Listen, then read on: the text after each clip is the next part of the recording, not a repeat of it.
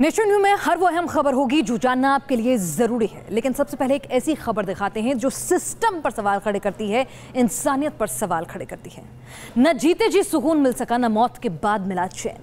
उत्तर प्रदेश के बाराबंकी में सिस्टम की संगदली एक बार फिर शर्मसार कर गई। पिता की मौत के बाद दिव्यांग बेटे को करीब 7 किलोमीटर ठेले पर पिता की लाश को ढूंढना पड़ा। तो नेशन व्यू में सबसे पहले देखिए सिस्टम की संगदली और फिर पूछेंगे इस मुद्दे से जुड़े कुछ सुलगते सवाल भी।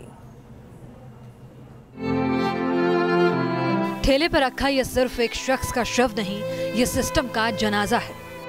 इन लोगों की आंखों से ये बहते आंसू सिर्फ आंसू नहीं, सुलगते अंगारे हैं जो सवाल बनकर सामने खड़े हैं। उत्तर प्रदेश के बाराबंकी में एक लाचार बेटा सिसक रहा है। त्रिवेदीगंज के सरकारी अस्पताल की संगदली ने उसे ठेले पर पिता का शव ढोने को मजबूर कर दिया है। बताया जा रहा है कि बीमारी से लड़ते लड़ते आखिरकार पिता हार गए। बेटा जैसे तैसे उन्हें लेकर अस्पताल तो पहुंचा, लेकिन तब तक उनकी मौत हो चुकी थी। सामने पिता का शव पड़ा था और मुफलिसी बेटे का इम्तिहान ले रही थी। और इस मजबूर बेटे का आरोप है कि इस मुश्किल वक्त में अस्पताल ने पिता का शव घर तक पहुंचाने के लिए कोई गाड़ी तक मुहैया नहीं करवाई। कोई साधन मुझे नहीं मिला तो मैंने ठेलिया से लेकर आया था। अच्छा, डॉक्टर से कहा था आपने? जी। डॉक्टर ने कहा था? कहे बहुत विलम्ब गाड़ी मिलेगी आपको। अच्छा जी। तो आप ठेलिया से लेके चले? कितना किलोमीटर लेके आए? सर कम से कम 6-7 किलोमीटर है। 100 वाहन हमारे यहाँ केवल जिला अस्पताल में 200 वाहन मौजूद हैं। CHC स्तर पर 100 वाहन की उपलब्धता नहीं है और एम्बुलेंस में 100 ले जा सकते नहीं। जैसे किसी एम्बुलेंस में 100 ले जाया जाए, फिर उसके बाद किसी मरीज को ले जाना हो तो वो आनाकानी करेगा, इसलिए एम्बुलेंस में 100 नहीं ले जाएगा। इसलिए 100 ले जाने में ये समस्या आई होगी। फिर भी अगर वो कहते तो डॉक्टर वहाँ का अधीक्षक अपनी तरफ से अपने पास व्यवस्था कर सकता है। एक बेटा सिस्टम पर सवाल उठा रहा है और CMO साहब अपनी मजबूरी का रोना रो रहे हैं। तो सवाल ये है कि क्या ये मजबूरी अस्पताल की संवेदनहीनता की पर्देदारी कर सकती है? और उससे भी बड़ी बात ये कि आखिर क्यों गरीबों के नाम पर बनने वाली सरकारों ने आज तक इस संवेदनशील मसले की ओर कोई ध्यान नहीं दिया। बाराबंकी से सरफराज के साथ टीम न्यूज़ नेशन। और बड़ी बात यह है कि जुलाई 2017 में योगी सरकार ने शव ले जाने के लिए भी वाहन मुहैया कराने का ऐलान किया था। दावा था कि सामाजिक संस्थाओं के जरिए शव वाहनों का इंतजाम किया जाएगा। स्वास्थ्य सेवाओं के महानिदेशक CMO CMS को निर्देश दिए गए। सभी जिला अस्पताल, महिला अस्पताल, PHC, CHC के अधीक्षक को शव वाहन संचालित करने वालों की लिस्ट बनाने के लिए कहा गया। जरूरतमंदों की मदद के लिए नोडल अधिकारी नामित किए जाने का ऐलान हुआ।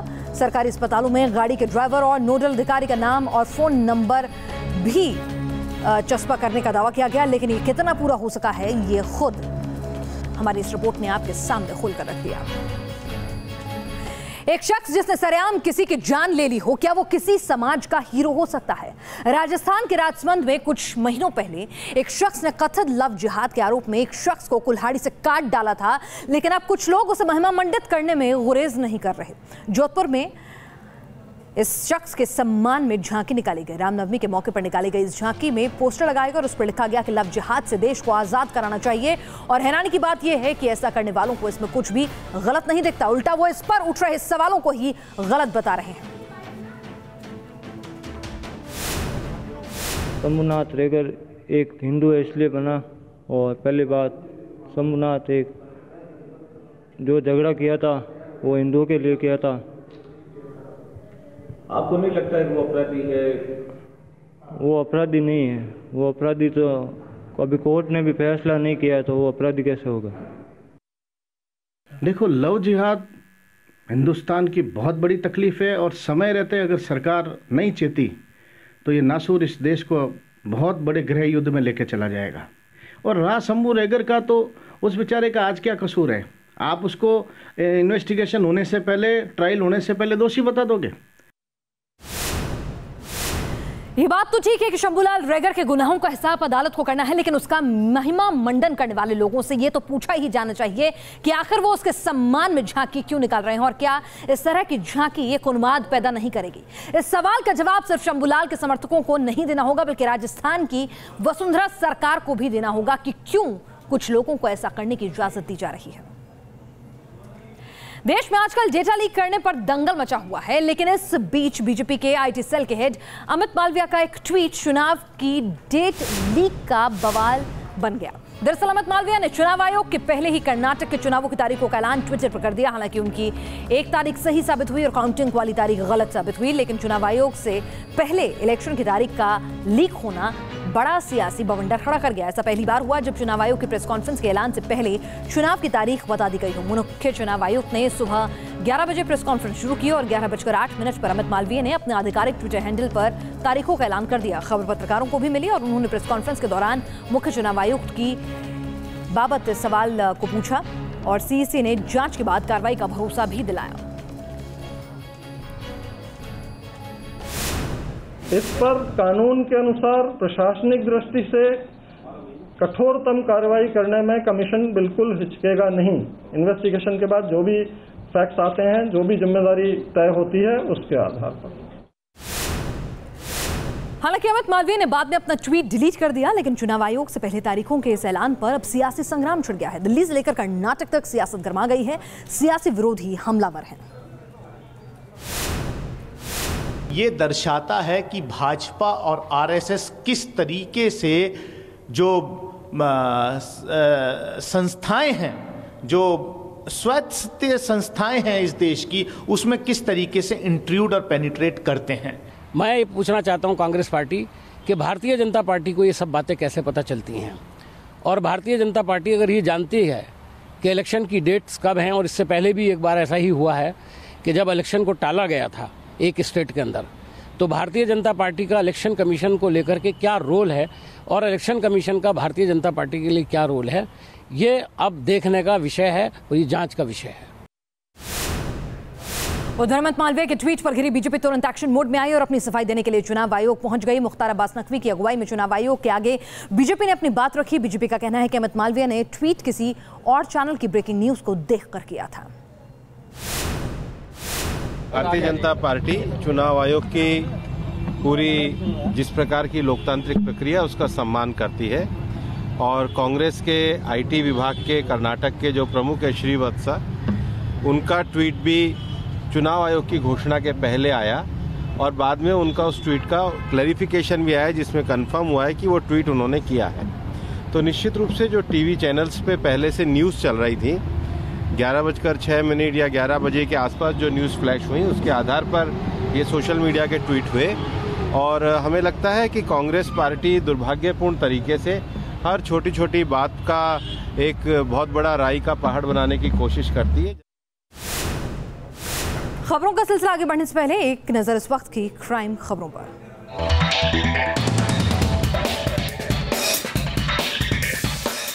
दिल्ली के एम्स में पीएचडी के छात्र ने की सुसाइड की कोशिश, प्रोफेसर पर लगाया मेंटल टॉर्चर करने का आरोप।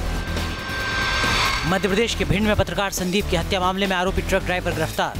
संदीप हत्या मामले की जांच सीबीआई को सौंपी गई। सोमवार को डंपर से कुचलने से हुई थी मौत। मध्य प्रदेश के इंदौर में पति ने पत्नी की कुल्हाड़ी मारकर हत्या की। चश्मदीद की निशानदेही पर पुलिस ने आरोपी को गिरफ्तार किया। 2 दिन पहले पति पत्नी के बीच हुआ था झगड़ा। केरल के त्रिवेंद्रम में रेडियो जॉकी रहे राजेश और उनके दोस्त पर जानलेवा हमला। अस्पताल पहुंचने से पहले ही राजेश की मौत हो गई। एक कार्यक्रम से लौटते वक्त अज्ञात बदमाशों ने उन पर हमला किया था। यूपी के लखनऊ में डॉक्टर की गला रेतकर हत्या। वारदात मणियाव इलाके में हुई। खाली प्लॉट से डॉक्टर का शव बरामद हुआ। कॉल डिटेल के आधार पर पुलिस कर रही है जांच। यूपी के सहारनपुर में बदमाशों में नहीं दिख रहा एनकाउंटर का खौफ। पेट्रोल पंप पर बाइक सवार 2 बदमाशों ने पिस्टल की नोक पर 65,000 की लूट की और फरार हो गए।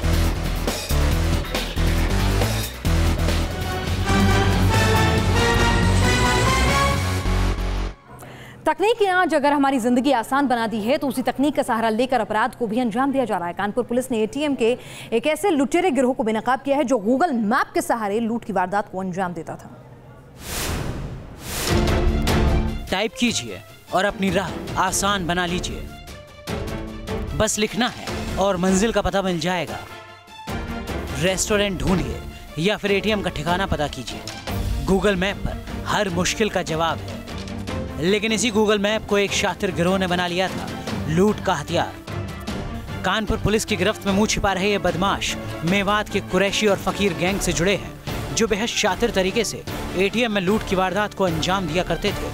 पुलिस का दावा है कि गूगल मैप के जरिए ये गैंग हाईवे पर एटीएम पता करते और फिर उस एटीएम में लूट की वारदात को अंजाम देते। ये किसी एक हाईवे को चूज़ करते थे, उसी हाईवे पे निकलते थे जहाँ शहर पड़ते हों, और गूगल मैप्स के इस्तेमाल से, गूगल में आप अपना मैप खोलेंगे तो आपको ये दिखाई देगा कि कहाँ पे सिनेमा हॉल है, कहाँ पे एटीएम है, कहाँ पे बैंक है। तो इनको उससे अंदाज़ा हो जाता था कि हाईवे के कौन से हाईवे के पास में एटीएम है। उसी के इस्तेमाल से उसी एटीएम को टारगेट करते थे और रात के समय 2 से 4 के बीच की घटनाएँ करते हैं। बताया जा रहा है कि इस गैंग ने जमशेदपुर, लातूर, बेंगलुरु समेत देश के कई शहरों के पास एटीएम लूट की वारदात को अंजाम दिया है। झारखंड से एक ऐसी ही वारदात के बाद जब ये गैंग लौट रहा था, कानपुर के पास इस गैंग ने एक और एटीएम को निशाना बनाने की कोशिश की, जिस दौरान इन्हें गिरफ्तार कर लिया गया। इन लोगों का मॉडस ऑपरेंडी था कि ये लगभग 8 या 9 लोग 2 या 3 टीमें अलग अलग बना के 4 व्हीलर से और एक बड़ी गाड़ी या तो टाटा 407 या 10 टायरा ट्रक से निकलते थे। इसमें गैस सिलेंडर्स वगैरह होते थे। उसके साथ साथ कुछ महिलाएं इनके साथ होती थी, जिनको ये शील्ड के रूप में इस्तेमाल करते थे कि पुलिस चेकिंग के दौरान इनको पकड़ा ना जा सके। आमतौर पर ये गैंग हर 100 से 150 किलोमीटर की दूरी पर अपनी गाड़ियों का नंबर बदल दिया करता था ताकि इन पर कोई शक ना हो सके, लेकिन आखिरकार इनके पाप का घड़ा फूट गया।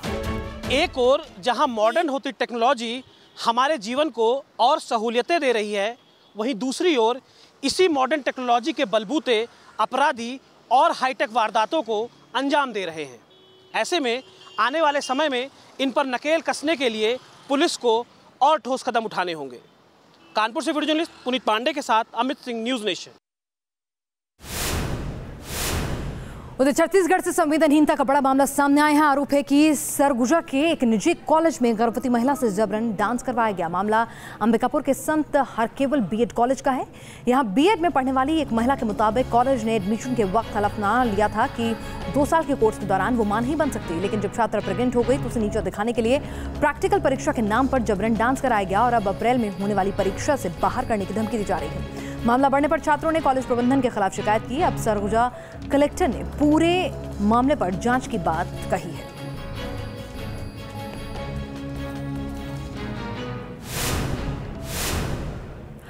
और अब बात करते हैं छोटे वसीम अकरम की, जिसकी गेंदबाजी के खुद वसीम अकरम भी कायल हो गए और खुद बच्चे भी टिप्स देने के लिए पहुंच गए। पाकिस्तान को मिला छोटा अकरम।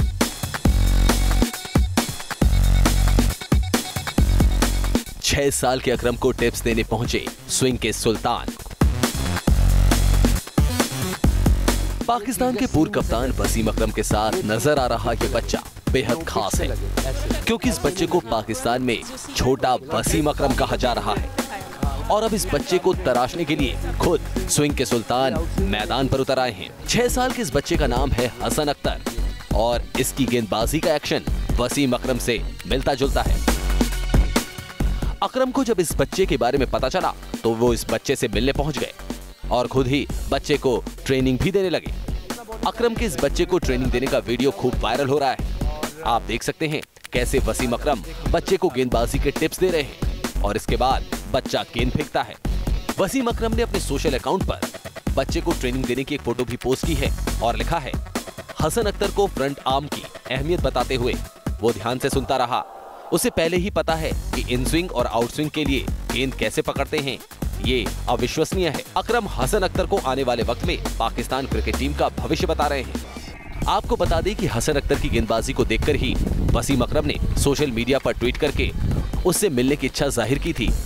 वीडियो में हसन एक अलग ही तरीके से गेंद को स्विंग कराते हुए नजर आ रहा था। यही वजह है कि अकरम खुद को रोक नहीं सके और उसकी मदद करने पहुंच गए। Sports desk, news nation. Digital तरीके से एजेंसियों के रेडार से बच के इस्तेमाल की जाने वाली क्रिप्टो करेंसी बिटकॉइन का ड्रग्स कनेक्शन सामने आए हैं। बिटकॉइन के जरिए ड्रग्स और प्रतिबंधित दवाओं का अवैध कारोबार बढ़ रहा है। यह खुलासा नारकोटिक कंट्रोल ब्यूरो की एक रिपोर्ट में हुआ है। डिजिटल तरीके से लोग आसानी से नशा करने वाली दवाएं हासिल कर रहे हैं। जानकारों के मुताबिक हथियारों की अवैध खरीद और आतंकी गतिविधियों में भी क्रिप्टो करेंसी का चलन बढ़ रहा है। क्रिप्टो करेंसी से ड्रग्स की ऑनलाइन खरीद फरोख्त अब एंटी नारकोटिक्स एजेंसियों के लिए नया चैलेंज बन गई है। कुछ महीने पहले दिल्ली, एनसीआर और तेलंगाना में ड्रग्स से जुड़े ऑनलाइन रैकेट का भांडाफोड़ हुआ था। नारकोटिक्स ब्यूरो कई शहरों में बिटकॉइन के इस्तेमाल पर अब नजर रखे हुए है। जिस तरीके से कैश का इस्तेमाल होता है इलीगल कारोबार में, उसी तरीके से क्रिप्टो करेंसीज़ का जो डार्क वेब जिसे कहते हैं, जहाँ पे खरीद फोक्त होती है क्रेडिट कार्ड के इंफॉर्मेशन की, नेट के जरिए ड्रग्स का जो कारोबार होता है, नार्को टेररिज्म जो होता है, टेररिज्म का जो आर्म्स का जो मार्केट है, उसमें पहले कैश चलता था, अब एक सहूलियत उनको हो गई है क्रिप्टो करेंसीज की। और आइए अब देखते हैं दुनिया की बड़ी खबरें वर्ल्ड व्यू में।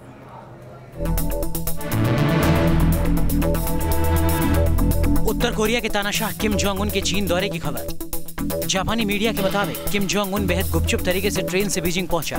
2011 में सत्ता संभालने के बाद से किम जोंग उन की ये पहली विदेश यात्रा है। चीन के दक्षिणी पूर्वी इलाके में पैदल पथ के नीचे पानी की पाइपलाइन में अचानक विस्फोट हुआ, जिससे एक शख्स की मौके पर ही मौत हो गई, जबकि 5 से ज्यादा लोग घायल हो गए। कहा जा रहा है कि पाइपलाइन में आग लगने से धमाका हुआ। हंगरी में एस्केलेटर पर चलते हुए एक शख्स अचानक उसमें हुए होल के अंदर समा गया। एस्केलेटर 2 हिस्सों में बंट गया और शख्स उसमें फंसता चला गया, लेकिन 1 घंटे की मशक्कत के बाद उसे जिंदा निकाल लिया गया। सऊदी अरब पर यमन के विद्रोहियों ने किया बैलिस्टिक मिसाइल से अटैक। हमले में कम से कम 1 शख्स की मौत हुई, जबकि सऊदी अरब की राजधानी रियाद में अफरा तफरी देखी गई। अमेरिका के न्यूयॉर्क में एक शख्स सुसाइड करने के लिए ब्रिज के ऊपरी हिस्से में पहुंचा। घंटों की मशक्कत के बाद रेस्क्यू टीम ने उसे नीचे उतारा। अमेरिका और नॉर्थ कोरिया में जारी टसल के बीच अमेरिकी नेवी ने मजबूत किया बेड़ा। अमेरिकी नेवी में वर्जीनिया क्लास की सबमरीन न्यूक्लियर हथियारों से लैस होंगी। सबमरीन की जद में होगा नॉर्थ कोरिया। और अब बात बशीर बद्र की, जो वैसे तो किसी परिचय के मोहताज नहीं, लेकिन जिंदगी की सांझ में अब याददाश्त जवाब दे रही है, तो अपनी ही शायरी, अपनी ही गजल का तरन्नुम उनके लिए बेगाना होने लगा है। परखना मत, परखने में कोई अपना नहीं रहता। परखना मत, परखने में कोई अपना नहीं रहता। किसी भी आईने में देर तक चेहरा नहीं रहता। किसी भी आईने में देर तक चेहरा नहीं रहता। बड़े लोगों से मिलने में हमेशा फासला रखना। बड़े लोगों से मिलने में हमेशा फासला रखना। जहां दरिया समंदर से मिला, दरिया नहीं मिला। एक आम आदमी की शायर, जिनकी गजल में जिंदगी का फलसफा दिखता है। आम बातों को भी बेहद सादगी से यूं कहे जाने का अंदाज कि असर गहरा पड़े, ये खासियत है बशीर बद्र की। लेकिन आज उनके लिए अपनी ही शायरी बेगानी है, अपनी ही गजल पराई है। उम्र के इस दौर में जिस्म दिन ब दिन कमजोर हो रहा है और साथ ही कमजोर हो रही है बशीर बद्र की याददाश्त। बशीर साहब एक शेर सुना दीजिए। उजाले अपनी यादों के हमारे साथ रहने दो, न जाने किस गली में जिंदगी की शाम हो जाए, और खुदा हमको ऐसी खुदाई न दे कि अपने सिवा कुछ दिखाई न दे। अयोध्या में जन्मे बशीर बद्र आजकल भोपाल में रहते हैं। 7 साल की उम्र से ही बशीर बद्र ने शायरी शुरू कर दी थी। उनकी शायरी और गजलें आम आदमी की जुबान पर कुछ यूं चढ़ गई कि बात बेबात अक्सर लोग इसका इस्तेमाल करते हैं। जैसे इंदिरा गांधी को भुट्टो साहब ने सुनाया, जब ये बिहार के चीफ मिनिस्टर जो थे, उन्होंने रेलवे बजट पेश किया था, तो उन्होंने कहा कि हम भी दरिया हूँ, हमें अपना हुनर मालूम है। तो इन्हें अपने शेरों का इस्तेमाल जो लोग करते थे उसमें बहुत अच्छा लगता था। कोई शाम घर भी रहा करो, वो गजल की सच्ची किताब है, उसे चुप के पढ़ा करो। बशीर बद्र की शायरी ने दशकों तक लोगों के दिलों पर राज किया, गजल को एक नया लहजा दिया। उजाले अपनी यादों के, उजालों की परियां, आस, रोशनी के घरौंदे, ये वो गजलें हैं जिसने खास सुर्खियां बटोरी। मेरा ये मानना है कि अगर उर्दू शायरी में एक इनकलाब लाने वाला शायर है तो वो बशीर बद्र साहब हैं। इसलिए कि गालिब, मीर और पुराने हमारे जो लेजेंड्स हैं, उनकी शायरी हम दर्स व तदरीस के लिए, पठन पाठन के लिए इस्तेमाल करते हैं और अपने कोर्ट में भी करते हैं, उनको हम भूल तो नहीं सकते। लेकिन आवाम की सतह तक उर्दू शायरी को लाने वाले बशीर बद्र साहब हैं। बशीर साहब की गजलों में जो उम्मीद नजर आती है वो आज भी जिंदा है। वो चाहे बेशक इस उम्मीद को ना पहचाने, चाहे बेशक अपनी गजलों को याद ना कर पाए, लेकिन उनके चाहने वालों के दिलो दिमाग में वो गजल आज भी रोशन है। बशीर साहब का जो शेर अमूमन लोगों की ज़ुबान पर होता है, उजाले अपनी यादों के हमारे साथ भी रहने दो, न जाने किस गली में ज़िंदगी की शाम हो जाए, अगर ये उनके सामने दोहराया जाए तो बशीर साहब एक मुशायरे के बड़े शायर की तरह ही रिएक्ट करते हैं और यही कहते हैं कि भले ही मैं आज घर पर हूँ, लेकिन लोगों के दिलों में जो मेरी शायरी है वो हमेशा उसी तरह जवान बनी रहेगी। वीडियो जर्नलिस्ट अभय के साथ नीरज श्रीवास्तव, न्यूज़ नेशन, भोपाल। चलिए, और इस बुलेटिन में फिलहाल के लिए इतना ही। देश और दुनिया की तमाम अहम खबरों के लिए आप देखते रहिए न्यूज़ नेशन।